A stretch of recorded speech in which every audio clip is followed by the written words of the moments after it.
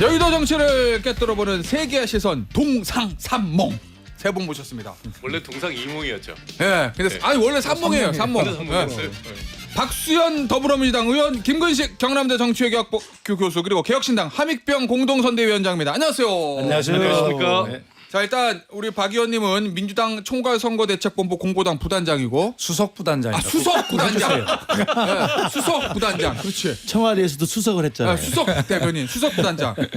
김근식 당협위원장 해드려요? 교수를 해드려요. 중앙선대위에 맡은 건 없고요. 없죠. 그래서 나라도 안 줘. 아니 왜 아니 송파병 선대위 제가 위원장입니다. 송파병 당협위원장. 아 예. 네. 아, 그걸로 해드릴까요? 김근식 교수로 해드릴까요? 원하신다. 편한 걸 하십시오. 네. 당협위원장 해달라는 말이 잘하시거든요, 제가. 당협위원장. 그리고 자, 함익병 공동선대위원장. 아, 이번에 이준석 후보 선대위원장 맡으셨어요. 지난번 화성 동탄 총선 때도 뭐 제가 유세차 올라가서 그냥 연설하시는 거 화면 유튜브로 봤는데 네. 이번에도. 예. 저는 참 그 뉴스를 볼 때마다 예. 민주당의 선거 운동을 보면 예. 너무 잘한다. 저는 그런 부러움이 늘 느낍니다. 예. 그러니까 어떤 그 선거 구도를 짜는데 프레이밍이라 그러잖아요. 예. 예. 그러니까 이재명 후보가 가지고 있는 그 수많은 약점들을 싹 치우고 예. 핸드폰이 있으면 이제 이재명 후보의 약점 어두운 면, 밝은 면이 있단 말이에요. 정치인이라는 게 다 그렇잖아요. 예. 요것만 갖고 구도를 짜요. 뭐 이게 선거에서 없어. 요것만 갖고 선거를 치러요. 예. 그래서 야, 저 프레이밍하는 능력이나 예. 선거 기획을 총괄하고 있는 분은 누군지 모르겠지만 어허. 이게 집단지성인지 우리 박선 의원님인지 모르겠는데 너무 프레이밍이 좋다. 그래서 저는 이번 선거를 저는 이렇게 봐요. 예. 대통령을 뽑는데 이 대통령을 일꾼을 뽑을 거냐 제왕을 뽑을 거냐의 개념으로 저는 보거든요. 예. 예. 우리가 매번 대통령 선거할 때마다 제왕적 대통령제 이렇게 얘기하잖아요. 예. 지금 이재명 후보가 당선되면 정말 제왕입니다. 국회 뭐 190석. 예. 어느 누구도 얘기할 수 없는 190석의 지지를 갖고 있는 국회. 예. 사법부도 지금 보면 뭐 이재명 후보에 뭐 확정되지 않았으니 유죄를 추정할 수는 없지만 무죄 추정에 대해서 무죄지만 여러 가지 사법 리스크에 대해서 사법부가 참 납작이 바람 부는 대로 엎드려 있는 상황이고 거기다가 그나마 또 상대 후보였던 상대 당의 전직 대통령이었던 그분을 재판하고 있는데 그분 뭐 재판관이 제가 그 뒤에 그림 보니까 카페 가서 저희 커피를 먹었는지 맥주를 먹었는지 모르겠는데 그걸 또 프레이밍으로 사법 리스크 프레이밍을 딱 짜더라고요. 그 추가적으로 나오지 않는 게 조금 전에 김영진 의원 나와서 얘기하시더라고요. 추가적인 건 없다. 뭐 없겠지. 커피 한 잔 먹고 나온 사진 찍은 걸 가지고 우리 뭐 4명 다 룸사롱 가봤잖아요. 알겠습니다. 안 가보셨습니까? 예. 가봤습니다. 네. 룸사롱 가서 이렇게 셋이서 사진 찍는 경우 봤어요. 네. 그런데 그 프레이밍이 딱 들어가더라고요. 그래서 사법부에 대한 그러니까 어떤 의미인지 알아요. 사법부를 그렇게 프레이밍 딱 해버리면 이게 선거 전략이라고 저는 보거든요. 저 프레이밍은 너무 훌륭하다. 상대 당에서. 그래서 저는 우리 같이 작은 정당에서 대선 후보를 내고 정치를 하는 이유는 뭐냐면 더 이상 이렇게 제왕적 대통령이라고 그렇게 비판을 하면서 알겠습니다. 또 제왕을 뽑으려고 그래요. 그런데 저희 당은 아니에요. 일꾼을 뽑자는 거예요. 알겠습니다. 이런 셋인가요? 62인가 셋인가 그렇죠. 알겠습니다. 저런 분을 일꾼으로 뽑을 건지 40살짜리 일꾼 뽑을 건지 그 얘기를 국민들한테 하고 싶은 거예요. 왜냐면 근데 이제 함익병 선대위원장이 얘기했던 제왕이란 표현은 언론에서 쓰진 않는데 어쨌든 행정권, 입법권 그리고 이제 당내에도 납작엎드린 반대 세력이 없고 완벽한 이 권력을 주게 된다. 이거 좀 견제해야 되지 않느냐라는 언론의 지적도 있긴 있어요. 그 부분은 어떠세요? 근데 오늘 대한민국의 대표적인 보수 언론이 트리플 크라운을 썼더라고요. 그러면서 최다 득표, 최다 득표율, 최다 격차 이렇게 했던데 이것은 물론 이제 그 보수 언론이니까 이재명 후보를 칭찬해 주는 말은 아니고 그렇게 될까봐 심한 경계령을 내리는 거죠. 보수여 결집하라라고 하는 것인데 그런데 우리 함익병 교수님 말씀은 감사한데 민주당이 그렇게 유능한 정당이 아닙니다. 그렇게 비판하시잖아요. 민주당이 이런 상황을 유능해서 만들고 있는 게 아니잖아요. 민주당이 선거 전략도 잘 짜고 프레이밍도 잘하고 그래 되는 게 아니에요. 근데 결과적으로 시대의 상황, 국민의 선택이 어쨌든 이런 상황들에 와 있어요. 그리고 이 민주주의 제도라고 하는 것은 아까 집단지성 말씀하셨는데 부족하든 넘치든 그 시대의 집단 지성이 만들어낸 그 시대의 산물들입니다. 그리고 그렇게 참 발전해 가는 것이죠. 그런 것들을 민주당이 얼마나 유능하기에 민주당이 독자적으로 만들어낸다라고 하는 것은 아니고요. 어제 그 우리 존경하는 김재원 전 최고위원님, 김문수 후보의 비서실장이죠. 어느 방송에 토론하는데 우리 함익병 교수님 감사한 게 김재원 최고는 총통제라고 얘기하던데요. 대통령 대통령이 총통보다 용어가 또 낫네. 그런데 결론적으로 짧게 말씀 끝내는데 결과적으로 제도가 문제가 아니라 그것을 운영하는 사람의 문제이고요. 예. 민주당의 윤석열과 같이 민주주의 제도를 무너뜨리지 않을 집단 지성 정도는 민주당에 있다 믿으셔도 된다. 예. 알겠습니다. 자, 예. 그래서 우리 당이 이제 사실은 뭐 힘든 싸움을 하고 있고 예. 그리고 굉장히 그 사면초가인 건 맞는데 예. 그건 있어요. 저를 보시면 알지만 우리 당에는 비주류가 있습니다. 예. 그리고 쓴소리를 하는 그룹이 있고 당내 지도부에 대해서 항상 의견을 내고 그 갑론을박하는 그런 그룹들이 있어요. 그러니까 저는 우리 당이 그게 시끄러운 정당이 될 수도 있지만 오히려 역동성이고 생명력이라고 생각해요. 그러니까 우리 당이 그런 모습들이 민주당에는 전혀 없잖아요. 그러니까 우리 함 교수님 콩가루를 말씀하신 역동성으로 표현하지 아니죠. 애쓰십니다. 그러니까 입법사법행정이라는 3부를 다 장악한다는 그런 이제 제왕적 대통령을 두려워하는 것들은 국민들한테 있는데 제일 중요한 게 정당의 민주화인데 저는 민주당 내에서 내가 존경하는 박수현 의원조차도 이재명 대표에 대해서 최근 몇 달 동안 비판하는 걸 못 봤어요. 저 같은 경우는 끊임없이 비판을 합니다. 저는 일종의 지식인이기 때문에 양심의 거리끼는 말을 할 수가 없어. 아니면 아닌 거고 기면 긴 거지. 제가 어떻게 윤석열을 칭찬합니까? 비판할 수밖에 없거든요. 제가 어떻게 쌍권 지도부를 칭찬합니까? 비판할 수밖에 없는 거예요. 저는 그런 면에서 민주당이 숨막히는 정당이 돼버렸다. 이런 말씀 드립니다. 알겠습니다. 아니, 적어도 저기 뭐야 그 호텔 경제학 정도는 당내에서 비판이 나와야 되지 않아요?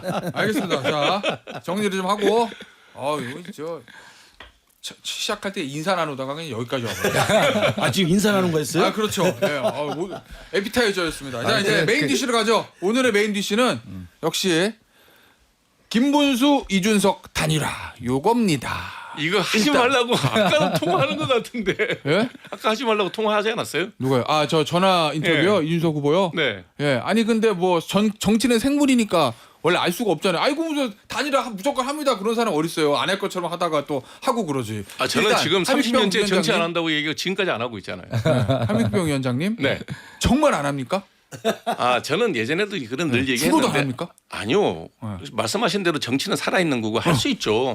예. 그게 뭐 지지자들 입장에서는 뭐라 그래야 되나 뭐 변신 뭐 이렇게 이해할 수 있는데 선거에서 이겨서 공통의 어떤 이데올로기, 공통의 지향점을 찾을 수만 있다면 안 할 이유가 뭐가 있겠습니까? 근데 저는 우리가 사석에서 만났을 때 회의할 때는 제가 그 얘기를 했어요. 단일화에 반대한다. 그럼 반대란 말이 굉장히 부정적이잖아요. 그래서 그런 말을 안 했으면 좋겠다. 열어두자. 아니, 그 열어두자가 아니라 단일화를 하는 조건을 붙여놓으면 나는 더 좋을 것 같다.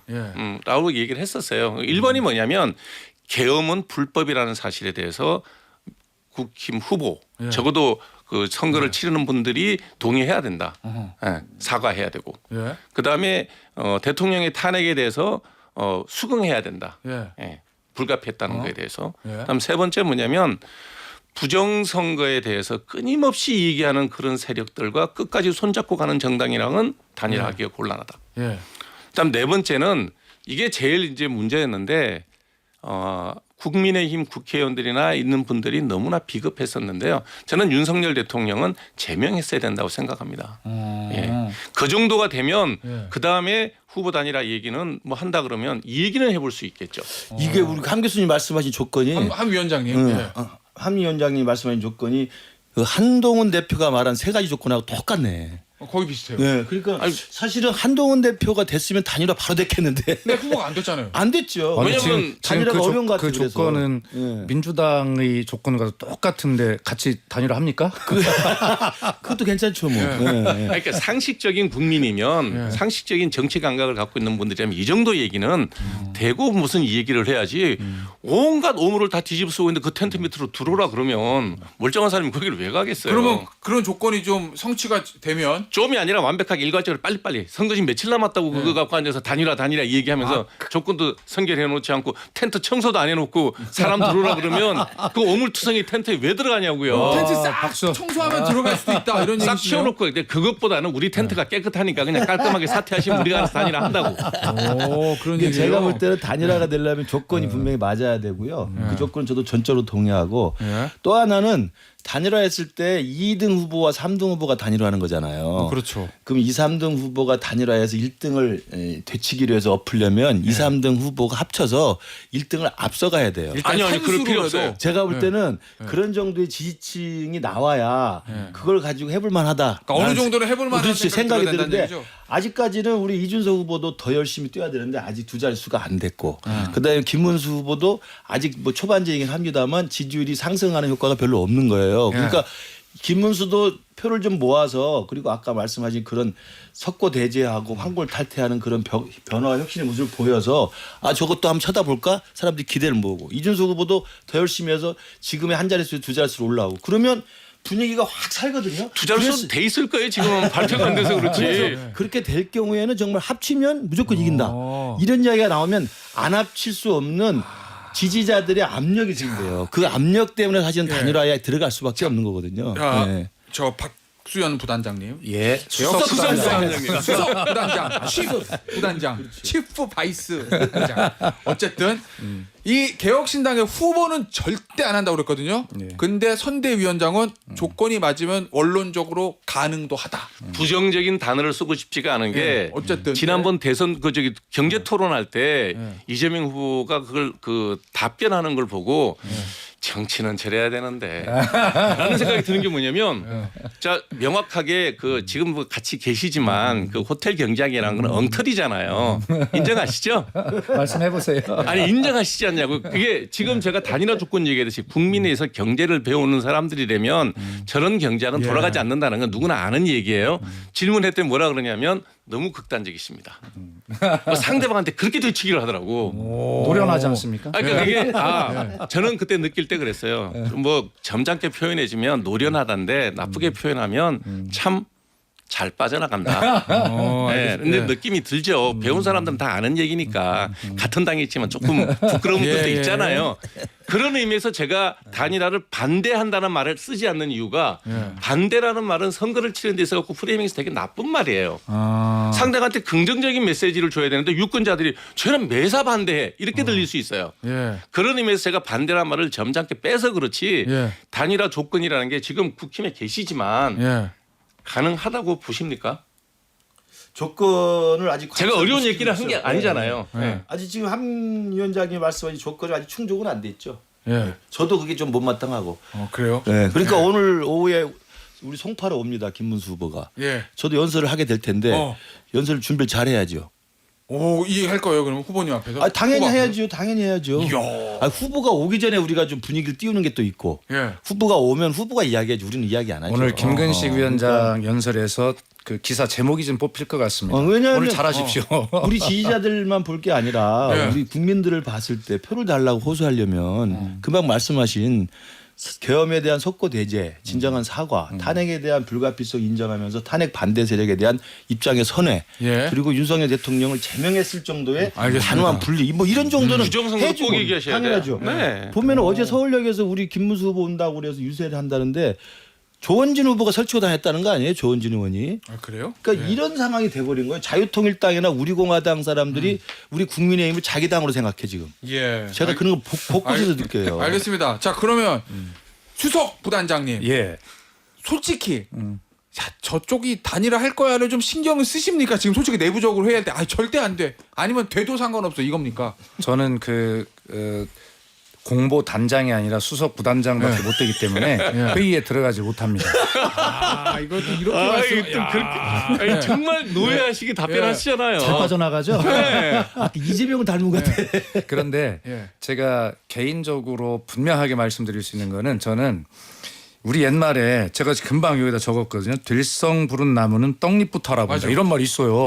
있죠. 근데 이준석 후보님을 저는 정말 들성 부른 나무라는 생각을 확실하게 가지고 있었고 평소에도 국회에서 만나면 늘 그렇게 말씀을 드렸어요.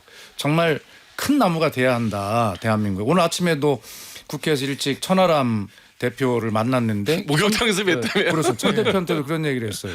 손 대표 정말 단단히 잘 준비해서 큰 인물들이 돼야 한다. 대한민국에. 예. 그거는 뭐냐면 이번엔 단일화하지 말고 이준석의 노련하게 또 빠져나가네. 독자적인 길을 분명히 해서 이준석이라고 하는 정치적인 이 묘목이 들성부른 나무인지를 분명히 보여주는 것이 이번 선거의 이준석의 몫이에요. 저는 그렇게 생각합니다. 대단히 미안하지만 그래서 이게 이 중요한 아주 인재 대한민국 미래 자산인데 이분이 그런 정치적인 어떤 본인의 장점이나 가능성을 이 되지도 않을 단일화를 해서 당선이 된다면 해야 되겠지. 그러나 단일화해도 당선이 되지 않을 가능성이 많은 현재 시점에서 단일화라고 하는 그 명분 없는 그 프레임에 자꾸 갇히는 것 이것이 나는 이준석 후보에게 자신의 정치적 자산을 훼손당하는 일이다라고 하는 진심으로 이준석 후보를 아끼는 마음에 대해 충고를 드리는 겁니다. 제가 박수현 의원님의 저 말씀에 대해서 정말 진심이란 건 저는 진심입니다. 알아요. 예. 네네. 왜냐하면 앞뒤가 같은 분이기 때문에 저는 너무나 잘 알아요. 예. 근데 묘목은 아니고요. 이미 옮겨다 심기에는 나무가 너무 커서 단일화가 쉽지 않고요. 이준석 후보 정도에 그러시면 거기다가 단일화 텐트 치면 모셔오기가 좋은 분들이에요. 예. 그 정도, 저는 그렇게 생각해요. 40이면 충분히 국가를 위해서 일할 수 있고 단일화 프레임은 지금 이제 뭐 보수 진영에 있는 보수층들의 반 이재명의 모임이거든요. 예. 그 단일화 명분이 그건데 저는 그런 명분도 틀렸다고 봐요. 이재명 후보가 대통령이 되면 안 되는 이유도 여러 가지 있지만 돼야 되는 이유도 많이 있고 지금 국민들의 지지의 다수를 받고 있다 그러면 그런 낡은 프레임에서 벗어나서 누가 정말 국가를 위해서 똑바로 일할 수 있느냐. 저는 이재명 후보가 저랑 연배가 비슷한데 예, 제가 61년생이니까 아마 이재명 후보 63년생인가 그런 것 같은데 그 정도 연배에서 이 지금 어려운 국정 상황을 거의 하루에 내가 볼 때는 대여섯 시간 이상 자지 못하고 국정을 5년을 이끌어야 되는데 체력이 감당이 될까? 걱정이 돼요. 제가 지나보니까 그렇더라고요.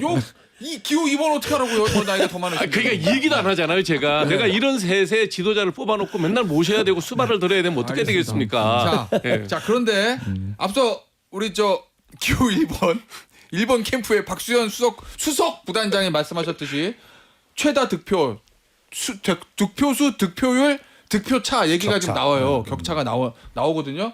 그게 이제 기호 2번하고 4번이 좀 안 떠서 그런 건데 일단 2번부터 해볼까요? 네. 지지율이 좀 정체돼 있죠. 그렇죠. 왜 그렇다고 그러니까 보세요? 비책이 있어요 앞으로?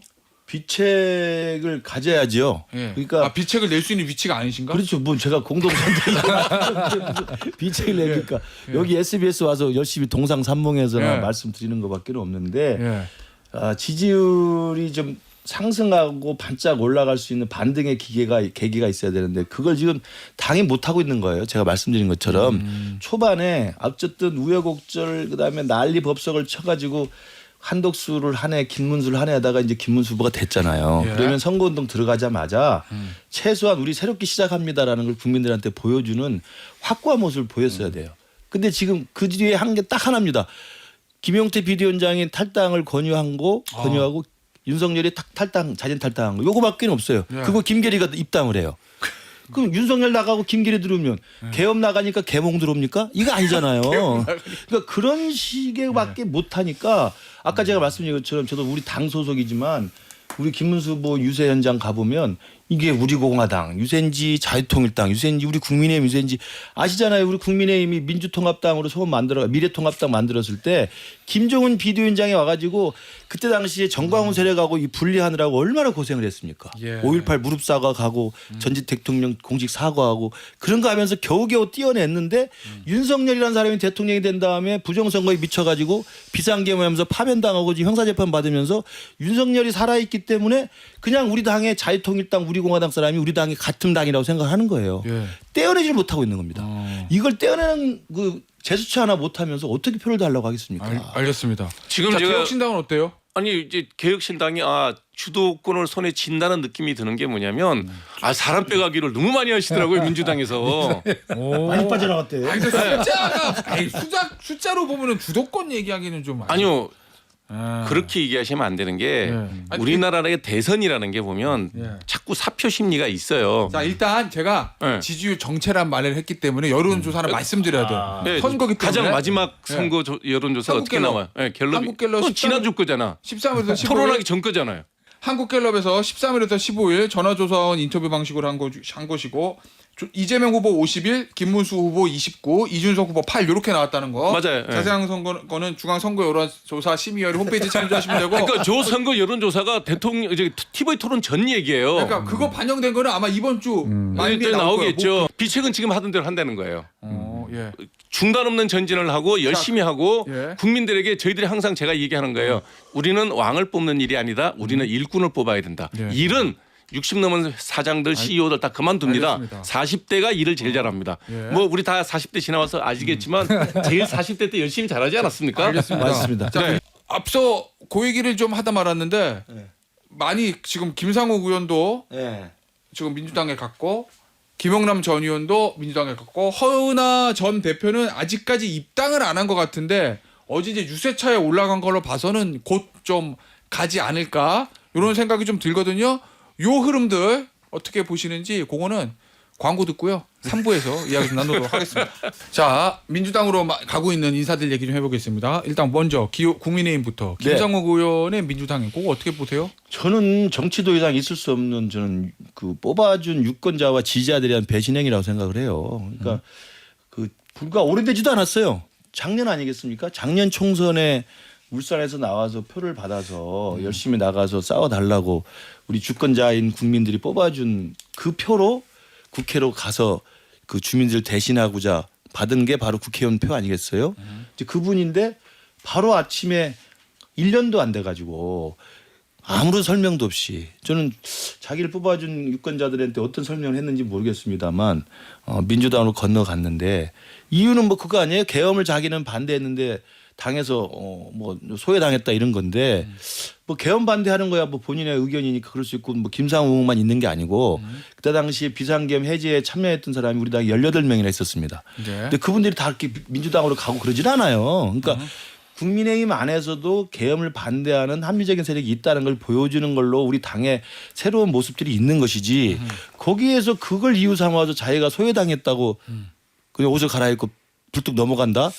저는 다음 선거에서 어떻게 될지는 눈을 모두 뻔하고 저는 그런 식으로 정치하는 건 제가 볼 때 오래 못 갈 거라고 생각해요. 알겠습니다. 저 개혁신당에서 허은하 전 대표고 김영남 전 의원이 민주당 허은하 전 대표는 아직 아니에요. 민주당 간 건 아닌데 유세차 올라갔다. 그 정도까지만 할게요. 김영남 전 의원은 입당한 건가요? 지금? 했죠. 예. 한 걸로 그런가요? 기사에 난 것 같아요. 예, 어쨌든 뭐 네. 어쨌든 이재명 후보를 지지했으니까 입당 저는 중요한 뭐 건 정치인은 자기의 어떤 선택은 자기의 자유이기 때문에 예. 논평할 가치는 없는데 예. 아까 지금 그 울산 지역구 있는 그분도 나는 탈당한다 그러길래 무소속으로 있거나 개혁신당에 올 줄 알았어요. 이렇게 빨간색이 파란색이 되고 뭐 이렇게는 생각을 안 했는데 예. 아 역시 바람이 불면 빨리 엎드리는구나. 예, 생존력은 강한 사람들이다라는 느낌을 갖고요. 김영남 의원이나 뭐 허은하 전 대표도 다 매한가지죠. 예를 들어서 지금 민주당이 뭐 이렇게 약간 예. 밀린다. 그런데 가면 소신이랬다고 보겠어요. 예, 가면 누구나 그냥 붙어 먹겠다는 얘기인데 예, 그런 걸 처신한 걸 보면 이해 밝은 사람들이다. 예. 나는 정치는 일을 추구하는 건 아니라고 봅니다. 예. 그런 의미에서 볼 것 같으면 정치인으로서 일반 유권자도 저는 유권자이기도 하니까 입장에서 볼 것 같으면 이익을 추구하는 사람들이 저렇게 모여 있는 거를 예. 뭐 평가할 가치가 없죠. 정치인으로서는 자질이 뭐 낙제점이다라고 저는 예. 봅니다. 네. 아니 저도 이 시점에서 한 말씀을 예. 안 드릴 수 없는 게 방송의 분량으로 보면 저희 지지자들이 너 저 이재명 후보 이야기를 왜 한마디도 안 하냐. 예. 그게 지금 라고 프레임이잖아요. 하실 이게. 것 같아서 예. 너무 여유 있는 거 아니야? 이럴 것 같아서 한 말씀 꼭 드려야 되겠습니다. 오늘 두 분께 말씀을 많이 하실 기회를 좀 드리고 싶은데 예. 어쨌든 두 가지 간단하게 말씀드리게 김상욱 의원의 입당 문제에 대해서는 저는 그렇게 생각합니다. 두 분 지금 하신 말씀 동의하고요. 그러나 한 가지 더 봐줘야 될 것은 이분이 자기 지역구 주민들에게 어떤 이해를 구하는 것은 본인이 알아서 할 문제고 그러나 정치 여건으로 보면 거기가 민주당으로서는 양지가 아니지 않습니까? 울산 남구 예, 그렇죠. 음지에 해당합니다. 앞으로 이 정치 운명은 굉장히 불투명하고 험지로 간 것이에요. 그것을 무릅쓰고 간 것입니다. 그리고 앞에 두 분께서 말씀하신 그 예를 들어 개헌 반대, 탄핵 찬성 그리고 윤석열과의 절연 등 합리적인 수준의 이런 생각을 두 분이 하신 말씀과 동일하게 하고 있는 것이기 때문에 그분의 생각을 비난할 이유는 없다고 생각하고요. 그분이 정치적인 선택에 대해서 이제 본인이 감당할 몫이고 중요한 것을 음지로 간 것이다. 이렇게 보면 그 용기를 좀 우리가 한 번쯤 돌아봐야 되지 않느냐라고 하는 생각을 꼭 말씀을 드리고 싶고 어젯밤에 제가 11시 반에 의원회관에 도착을 했는데 그때 김상욱 의원이 엘리베이터에서 막 내리더라고요. 그래 유세를 열심히 하고 막 완전히 그 유세 복장으로 내리는 걸 봤는데 파란색 유세 복장으로. 그래서 아주 굉장히 어색했을 텐데. 아니요, 굉장히 어제 포옹도 이렇게 하면서 환영을 했는데 김상욱 의원 문제나 뭐 다른 분들에 대해서 뭐 그런 말씀을 드리고 마지막 하나는. 예, 그렇게 했으면 좋겠어요. 지금 김문수 후보님이나 이준석 후보님께서 뭐 후보를 따라오는 주자이기 때문에 1등 가고 있는 이재명 후보를 공격하고 협공하는 건 당연하고 자연스러운 겁니다. 그러면 공격을 제대로 해라. 아니, 말 고삐를 이재명 후보가 잡고 지금 말을 끌고 어디론가 가고 있는데 말 꼬리만 잡고 자꾸 흔들면 말 고삐를 잡아야 방향을 바꿀 거 아닙니까? 그렇게 본인들이 말꼬리 잡고 흔들려고 하지 말고 말 고삐를 잡고 말이 가는 방향을 바꿀 생각을 해야 본인들이 이길 거 아닙니까? 그래서 공격을 하려면 협공을 하려면 제대로 본방을 제대로 공격을 해라. 제가 30초만 얘기할게요. 2번이니까 그래도. 그 김상욱 의원을 그렇게 평가해 주시는 건 박수현 의원이 정도를 걷기 때문이에요. 저도 그렇게 인정합니다. 울산인데 정말 다음 총선에 울산에서 민주당 나온다면 오케이. 그 소신이라고 평가할 수도 있어요. 남동구로 나오면 또 달라요. 아니 그렇지도 않죠. 제가 볼 때는 분명히 경기도 언저리 어디 달라고 할 거예요. 경기도 특히 경기 남부 신도시 많은 데 있잖아요. 민주당 꽂으면 무조건 되는데 저는 분명히 제가 내기하면 제가 100% 이길 거라고 생각합니다. 제가 그래서 그 얘기를 해야 합니다. 저는 그래서 박수현 의원님은 울산에 그대로 민주당으로 그대로 출마할 거란 전자에서 험지 갔다 오는데 제가 볼 때는 결코 그렇지 않을 것이다. 오히려 제가 2020년에 미래통합당 갔을 때 그 좋은 양지 버리고 험지 가서 지금 3번째 고생하고 있는 겁니다. 그렇게 해서 자기 소신을 가지는 게 중요하지 절대 그렇지 않다는 것이고 말 고삐를 끄는데 말꼬리 잡지 마라. 그 뒤에 말꼬리는 이 말의 꼬리라는 거 아닙니까? 호수의 꼬리가 아니, 아니라 저는 호수의 어디의 꼬리를 꼬리. 얘기하는 거예요. 제가 볼 때 말꼬리가 그 말꼬리가 아닌데 토론의 말꼬리는 아닙니다. 이재명 후보가 말한 말꼬리를 잡지 말라는 거예요. 앞에 말 고삐까지 얘기했으니까. 그러니까 이제 사실은 우리가 토론이라는 게 사자 토론하다 보니까 말이 좀 이렇게 쭉 흩어지는 느낌이 있더라고요.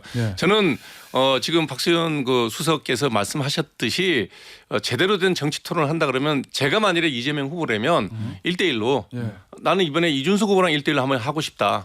다음번엔 김문수 후보랑 1대1로 한번 하고 싶다. 왜냐하면 지금 방송이 채널이 되게 많기 때문에 그래서 저는 정식으로 제안을 드리는 게 정말 국가의 미래에 대해서 말머리나 말꼬피를 잡고 뭔가 토론하고 싶다 그러면 이준석 후보가 1대1 그다음에 김문수 후보 1대1 이런 식으로 몇 번의 매체들을 활용해서 공개 토론을 자유롭게 한 2-3시간 정도 주제 없이 사회자 없이 미국식으로 딱 이렇게 할 수 있는 말을 그런 토론에 응하고 난 다음에 말꼬리 잡지 말고 말머리 갖고 얘기하자라고 그러면 저도 동의해요. 그런데 지금 이재명 후보의 토론하는 그 자세를 보면 완전히 덜어눕기 침대 축구 스타일이에요. 무슨 질문을 해도 꼬리고 곱비고 딱 내려놓고 앉아서 극단적이십니다. 이런 식의 답변을 하는 걸 가지고 그게 말꼬리 잡는 거죠. 알겠습니다. 제가 다시 한번 정식으로 제안 드릴게요. SBS에서 한번 다시 주관해서 1대1 토론을 한 번씩 했으면 좋겠다. 1등이니까 그렇게 해야 60%든 70%든 능력이 되면 될 거예요. 김태현의 정치쇼에서 두 분이 여기서 하신다면 저는 환영입니다. 저는 환영해요. 어떻게 생각하세요? 스튜디오 해주신다면 아니 정말 국민들한테 좋은 대안을 줄 수 있잖아요. 알겠습니다. 좋은 말씀이신데 그것에 대해서 응답할 수 없는 저에게 제안을 하시면 단장이 아니잖아요. 그 제안의 진정성 의심받습니다. 아니 전 진정성 말씀드리는 거예요. 알겠습니다. 자, 김태현의 정치쇼 동상삼몽 박수현 민주당 선대위 공보단 수석부단장, 김근식 국민의힘 송파병 당협위원장, 함익병 개혁신당 공동선대위원장과 함께하고 있고요. 주제를 좀 바꿔볼게요. 지금 2주 남았잖아요. 대선이. 그밖에 안 남았네. 왜 이렇게 시간이 자꾸 빨리 가지 이렇게. 2주 남았습니다. 이 2주 남은 대선 우리 당으로서는 이게 제일 신경 쓰는 거다. 제일 고민하는 거다. 이런 거 있으면 하나씩 말씀 좀 해주시죠. 민주당. 예, 저희로서는 당연히 우적우. 우리의 적은 우리다. 이런 생각을 하는데 내부에서 실수 나오고 뭐 이런 거요. 김근식 교수는 이런 진심을 가리켜서 부자 몸조심이라고 또 그렇게 말씀하실 겁니다. 이 말을 못 하시도록 막아놓고 아니 그런데 이게 역대 선거에 보면 늘 앞서가는 후보 진영의 가장 큰 실수는 뭐냐면 국민으로부터 쟤네들 고개 쳐들었네, 자만했네, 된 것처럼 하네, 뭐 이런 것들이잖아요. 그래서 마지막에 예. 이게 정치권에서 늘 통용되는 용어 중에 골프와 선거는 고개를 쳐들면 망한다 이것인데 아니 실제로 저희 국회의원들 그 텔방에서 보면 이런 그 경계령이 어느 때보다 아주 진지합니다. 그래서 저희들이 정말 최선을 다할 생각을 가지고 있고 또 우리 국회의원들 선거를 하는 거 보면 다른 어느 때보다 간절하고 절실하다는 걸 저 스스로 느끼고 있고 저도 그런데 그것은 왜 그러냐면 이재명 후보를 당선시켜서 민주당이 집권하는 거 당연하죠. 뭐 거기에 욕심이 있습니다. 그러나 그것보다 더 중요한 것은 이 대한민국 민주주의와 국민이 겪는 이 참혹한 현실에 대해서 이것을 어떻게 끝낼 수 있느냐라고 하는 그 책임감이 1위 후보인 이재명과 최다수 의석을 가진 민주당에게 현재 있다라고 하는 그 절절한 책임감도 분명하게 있는 것이에요. 욕심만 있는 게 아니라. 그래서 이 문제를 부자 몸조심이 아니라 정말 책임감 있게 행동하자라고 하는 그런 진심이 저희에게 있다. 그래서 우적우 우리의 적은 우리다라고 하는 그런 생각을 가지고 끝까지 정말 대한민국과 국민을 위해서 최선을 다하겠다는 말씀을 드립니다. 국민의힘은 어떻습니까? 우적우라고 말씀하시는 그 저 여유가 계속되기를 바라겠지만 정치는 모르는 겁니다. 이것도 개혁신당도 있고 또 우리 국민의힘도 있고 간단치 않은 우리 보수정당 또 중도정당의 힘이 있기 때문에 저는 막판까지 가서 뚜껑을 열어봐야 되고 끝날 때까지 끝난 게 아니다는 말씀을 저 스스로에게 다짐을 해보고요. 그럼에도 불구하고 우리 당에서 저 개인적으로 좀 들여다봐야 될 좀 조심해야 될 신경 써야 될 부분은 우적 하셨으니까 저는 우내자. 우리 내부부터 다지자. 저는 그렇게 생각합니다. 그러니까 지금 아까도 말씀드린 것처럼 우리 당이 윤석열 때문에 엉망이 돼가지고 그리고 또 윤석열을 비호하고 옹호했던 친윤 지도부나 친윤 세력들이 지금도 있기 때문에 이분들과 아까 말씀하신 이 개헌 반대, 탄핵 찬성 그리고 윤석열과의 절연 등등을 부정선거 절대 안 된다라는 것을 말씀하시는 분들 사이에 지금 같이 엉거주춤하게 결합이 돼 있는 거예요. 그러니까 선거운동에 동력이 잘 안 붙는 겁니다. 그래서 저는 남은 2주 동안 선거운동에 박차를 가하면서도 정말 우리 내부부터 다져야 된다. 우리 내부가 국민의힘이 어떤 정당인가, 자유통일당이 어떤 정당인가, 정광훈은 어떤 사람인가, 이 내부에 우리 스스로의 정체성과 노선과 스탠스부터 잡아야 정말 우리 대선 승리는 말할 것도 없고 대선 이후에 우리가 다시 도약할 수 있는 중요한 계기가 될 것이다. 그래서 저쪽은 뭐 부자 몸조심이라고 말을 꺼냈으니까 할 말은 없습니다만 부자 몸조심해도 부자 털릴 경우가 많습니다. 우리는 우리 내부부터 다지자. 예. 우내자 스스로 다짐하고 있습니다. 개혁신당은 어떻습니까? 저희들은 뭐 시종일관 똑같습니다. 현재 뭐 토론할 때도 보셨겠지만 방법론이 없습니다. 민주당에서 대통령 후보로 나오신 이재명 후보께서 구체적인 질문을 하면 방법론이 없어요. 듣기 좋은 얘기만 하죠. AI 100조 투자하겠다. 지금 AI 인재의 40%가 미국으로 다 유학 가버리고 돌아오지 않는 상황에 대해서 물어보면 답이 없습니다. 40%가 나간지도 아마 모르고 계신 것 같아요. 그다음에 뭐 커피값이 125원이다. 원두값이 125원이죠. 커피 한 잔 만들어 파는 게 얼마의 돈이 들어가는지 원가가 얼마 되는지 개념이 없으세요. 그게 질문하면 극단적이십니다. 그래요. 우리 이준석 후보는 그런 얘기 안 합니다. 어떤 문제를 해결해서 어떻게 해야 되는지 프로토콜을 다 갖고 있어요. 자, 대통령을 뽑았습니다. 이준석을 뽑으면 내일부터 바로 그 프로토콜대로 움직일 수 있는 준비가 다 돼 있어요. 아마 민주당 이재명 후보가 되시면 한 1년 정도 위원회를 계속 열 거예요. 그 사이에 중국과의 그 외교 문제, 경제 문제, 미국과의 경제 문제, 외교 문제 이런 것들이 다 질질 끌고 갈 겁니다. 그러는 사이에 나라는 망하지는 않을 겁니다. 서서히 가라앉을 겁니다. 이런 거에 대해서 국민들이 명확한 인식을 갖고 있다면 40대 준비된 완벽하게 프로토콜을 다 갖고 있는 현재 문제를 인식하고 있는 후보를 지지해달라는 부탁을 다시 드립니다. 마지막으로 자, 각 당의 후보들이 대선 출마를 할 때 청계광장에서 이 얘기하셨죠. 여기 서문시장 가셨죠. 이준석 후보 12시에 여수 산단을 갔습니다. 지금 우리나라 석유화학이 어떤 위기에 처해 있는지 내일 보도가 난다 하더라도 이상하지 않을 만큼 위기에 처해 있다는 거 신문에도 잘 안 납니다. 대선에 묻혀서. 네. 거기 가서 그 얘기를 하는데 언론도 다뤄주지 않더라고요. 안타까움이 금할 수가 없어요. 우리나라 석유화학 업종이 언제 망해도 이상하지 않을 만큼 위기예요. 그런데 아무도 얘기하지 않아요. 거기서 출마를 선언했습니다. 이준석 후보는 그런 영민함이 있고 거기에 대한 준비가 돼 있다는 겁니다. 예. 이런 후보를 하지 않는다. 그럼 국가가 대한민국이 서서히 가라앉을 수 있다. 그런 말씀 드리고 싶습니다. 알겠습니다. 우리가 대선 시작하기 전에 여러 가지 이제 언론에서도 대선의 변수 막 뽑으면서 뭐 후보 단일화 얘기도 있었지만 윤석열 전 대통령 거취문실 뽑았었거든요. 이게. 근데 이제 어쨌든 우여곡절이라고 그래야 되나. 어쨌든 탈당을 했습니다. 이게 이제 그러면 효과가 어느 정도 있을 건지 뭐 각 당의 셈법은 좀 다를 건데. 우리 김근식 교수님부터 말씀을 한번 해보시죠. 그럴까요? 김금식 송파벽 당협위원장. 예, 탈당을 했는데 탈당하면서 페이스북에 올렸잖아요. 백의종군? 백의종군을 썼고 그리고 또 하나는 단 한 문장의 사과 문구도 없었어요. 그러니까 탈당을 왜 한 거죠? 탈당했는데 백의종군하고 끝까지 김문수 후보와 함께 하겠다. 뭘 함께 해요? 탈당하면서. 제가 볼 때는 탈당이 그냥 떠밀려서 나가준다라는 것이지 자신이 계엄을 잘못했고 국민들한테 얼마나 큰 죄를 졌는지에 대해서는 아직도 전혀 반성하지 않고 공개적으로 사과하지 않고 있는 겁니다. 그런 탈당은 사실은 의미가 없어요. 오히려 그런 탈당은 오히려 윤석열 후보를 지지하는 극단적인 강경 지지층들의 화만 돋구는 거예요. 왜 국민의힘이 쫓아내냐. 배신자다 이런 이야기만 하는 거예요. 저는 그래서 윤석열 대통령의 탈당은 쇼라는 민주당의 그 문제 제기에 저희들이 할 말을 없게 만드는 것이고 제가 누차 말씀드리지만 끝까지 함께 하겠다는 말 제발 좀 하지 마세요. 끝까지 함께 하지 말기를 바라요. 왜 우리 당하고 함께 하려고 합니까? 자유통일당과 함께 하세요. 자유통일당과. 김계리와 함께 하고 석동현 변호사랑 함께 하면 되잖아요. 왜 우리 당에 와서 분탕질 합니까? 그러니까 떠나면서도 끝까지 너희들과 함께 하겠다는 이야기를 왜 합니까? 그 더 무서운 이야기입니다. 김근식 교수님, 그래서 제가 좀 권유를 하나 해드리면 어떻게 하면 좋을까요? 아니 우리 김근식 교수님처럼 본인 말대로 일종의 지식인. 네. 대한민국 보기 드문 합리적인 지식인 아닙니까 사실은? 아니 전 존경해요. 친구지만. 그런데 우리 김근식 교수처럼 저렇게 바닥에서 열심히 노력하는 이런 그 원외위원장들 또 국회의원들의 어떤 표밭을 사실 윤석열 한 사람이 완전히 그 막 흔들어 놓고 폄훼시키고 갉아먹고 있는 거예요. 그런 측면에서 우리 김근식 교수처럼 성실하게 노력하는 국민의힘의 원외 당협위원장의 이름으로 손해배상을 청구하십시오. 당과 다 개인에게 심대한 피해를 좀 주고 있는 거 아닙니까? 지금 울분이 느껴지시잖아요.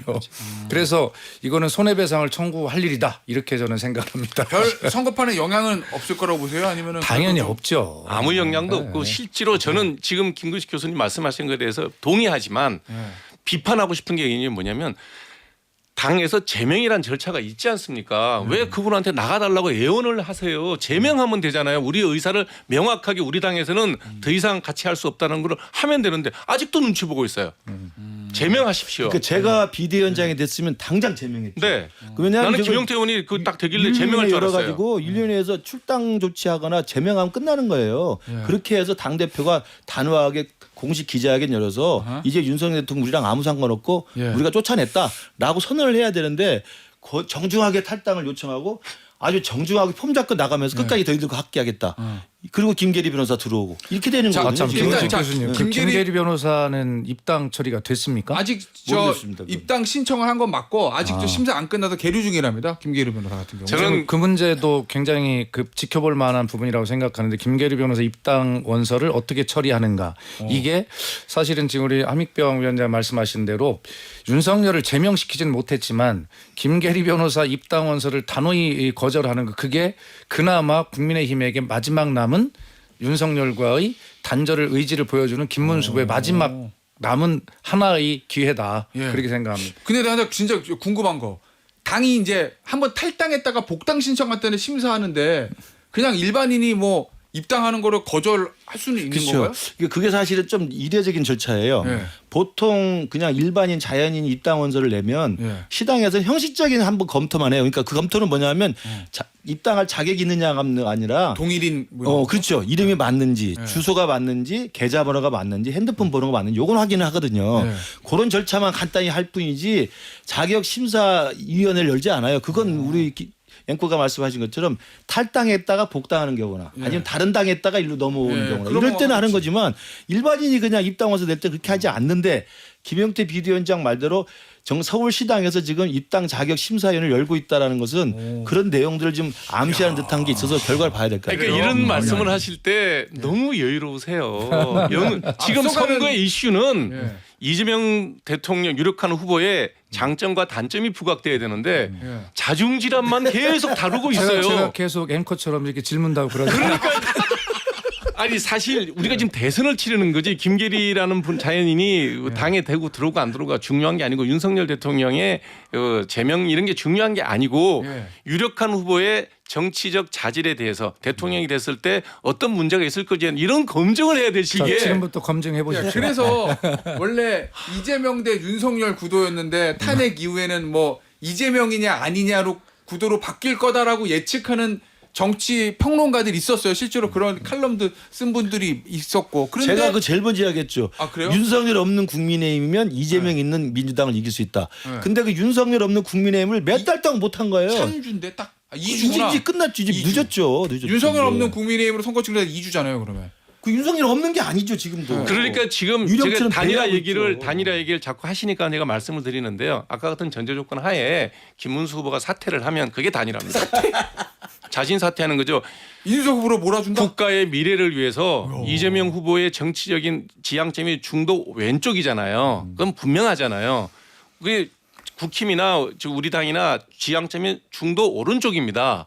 그럼 국민들한테 그걸 선택할 수 있는 기회를 줄 수 있는 유일한 방법은 예. 극우 극자를 틀어낸 상황에서 야. 만나서 이 얘기를 해라.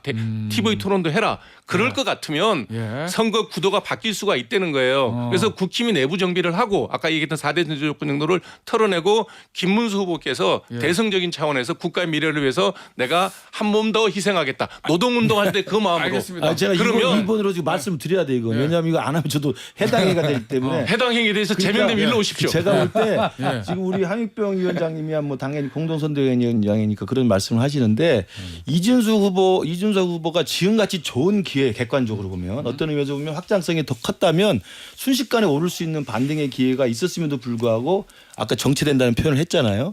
그런 걸 하는 것들은 돌이켜볼 필요가 있어요. 그러니까 저도 이준석 대표를 잘 알지만 그리고 이준석 대표가 우리 당에서 후보? 시련을 받아서 쫓겨난 것도 알고 그때 제가 이준석 대표를 지지하고 그랬습니다만 그 뒤에 이준석 대표 행보에 대해서 많은 국민들이 다 봤어요. 그러니까 이준석 대표에 대해서 저번에 어디선가 그 여론조사 결과를 보니까 예. 연루자 하지 마세요. 그렇죠. 예. 일단 비호감도가 상당히 높아요. 아이고, 그런 거 하지 마세요. 그러니까 여론조사 아닙니다. 예. 그냥 제 느낌에 그래요. 그러니까 제가 볼 때 이준석 후보가 왜 확장되지 못하고 있는지 이준석 후보가 왜 예. 국민들에게 걱정거리라는 그 군심을 주는지도 그렇게 봐야 돼요. 예. 그 프레임을 제일 많이 만든 자, 데가 마무리할 때가 국힘이잖아요. 됐는데 제가 많이 만들었어요. 오늘 저 기호 1번 민주당 박수현 수석 부단장에게 시간을 많이 못 드렸거든요. 근데 앞서가는 저 후보의 여유로 좀 양해해 아, 주시기를. 그럼요. 저는 말 다 했어요. 말꼬리를 잡고 흔들지 말고 말 고삐를 잡을 생각을 해라. 이 말로 저는 다 했습니다. 그 알겠습니다. 기회를 한 번만 주십시오. 1대1 토론으로. 여기서 마무리하도록 하겠습니다. 동산 삼몽 박수현 수석 부단장, 김근식 위원장, 함익병 위원장이었습니다. 감사합니다. 감사합니다.